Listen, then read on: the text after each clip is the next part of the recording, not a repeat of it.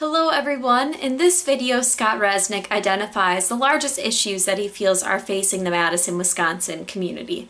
I asked Scott about how his political experience as an alderman and in waging a mayoral campaign in 2015 have influenced his current frustrations with the political system, or if they have eased them in some ways.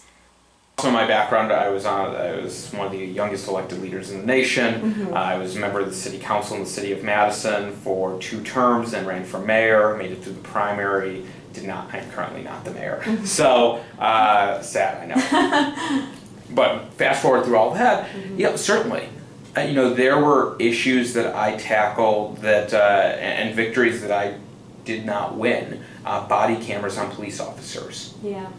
And this was an issue that I was able to bring along the police union with, able to find the funding to make it happen, and unfortunately couldn't get the political will of my colleagues. Yeah. I've taken on issues of housing, and particularly landlord relations between students and landlords around the Madison area. I have just as many losses on my record as positive pieces as wins.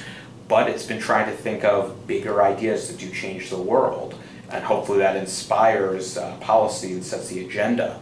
The one thing that I was really proud of that still haven't been able to roll out yet, but was the idea of crossing the digital divide. And this is one area that is almost entirely demographically based when you start to say the value of it, based on your age. Yeah. So when did you first get the internet?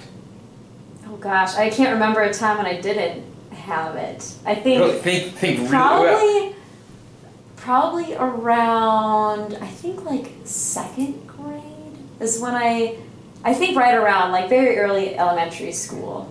So if you still look at this in the city of Madison, 17% of the students in the Madison school district don't have access to internet.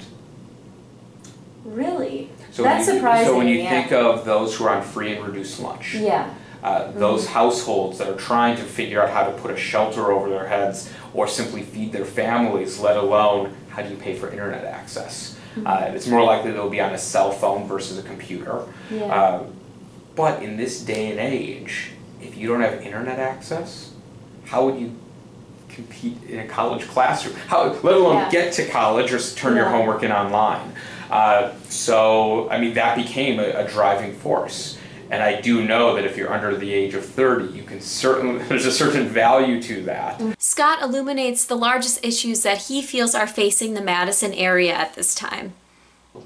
The race and equity divide that we have in our community, it is stark. And this is, that dream, and depending on where you talk about what the American dream is, having upward social mobility is critical to it. Knowing that no matter what your background is, that you should have a chance to succeed in this world. No matter who your parents were, no matter what their wealth level was, that you have a chance to have, have home ownership if that's your desire, to live a safe life, to have the right health and well-being that, allows you to be prosperous and happy in this world.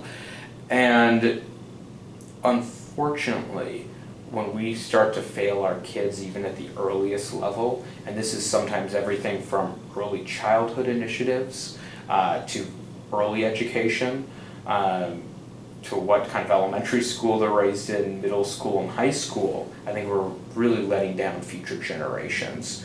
Education is one of those solve-all be-alls. You can aspire to have a better lifestyle through education. But when we neglect our schools and neglect those resources, it's very difficult. There are other critical issues. Having affordable housing and making sure that everybody has a roof over their heads becomes important.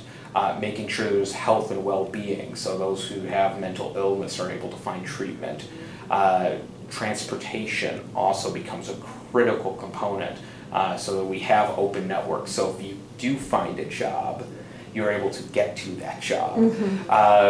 So there are so many different pieces to tackle, but it really comes back to how have we built our infrastructure to have a successful community. Scott also brought up the idea of Madison being a global city and how after all of these concerns and these problems are addressed, that is sort of the next step for Madison moving forward, is connecting it to other cities in a global manner.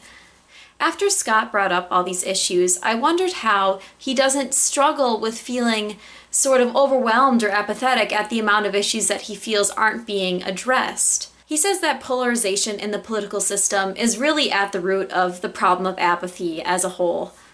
Yeah, make voting mandatory and see what issues get brought up to the forefront. Or, not that you have to vote for any of the candidates, but just say you say.